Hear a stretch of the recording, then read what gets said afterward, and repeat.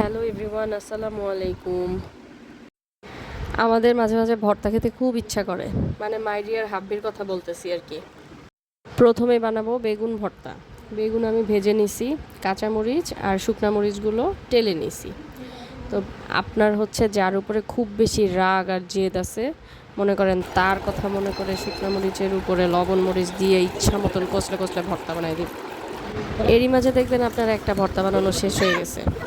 তারপরও যদি আপনার মনের রাগ জেদ না মিটে, দেন হচ্ছে আপনি আবার লবণ মরিচ নেবেন, তারপরে দিবেন সরিষার তেল, এর মধ্যে দিবেন পেঁয়াজ, শুকনো মরিচ দিয়ে ইচ্ছা মতন কচলাবেন।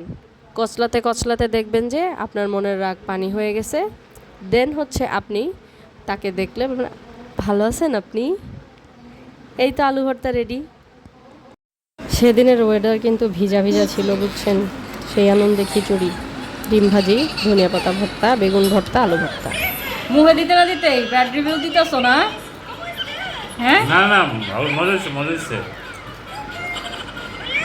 দিনটা অনেক মজা হচ্ছে। আলু ভর্তা, ধনিয়া পাতা শাক। ধনিয়া পাতা শাক, কলকাতার এরা ধনিয়া পাতা শাক খায় জানো? বেগুন বেগুন বেগুন বেগুন বেগুন বেগুন।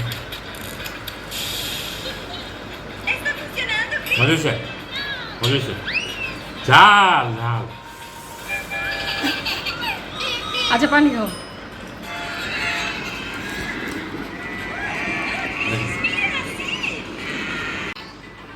পানি খেয়ে দিন দেখায়।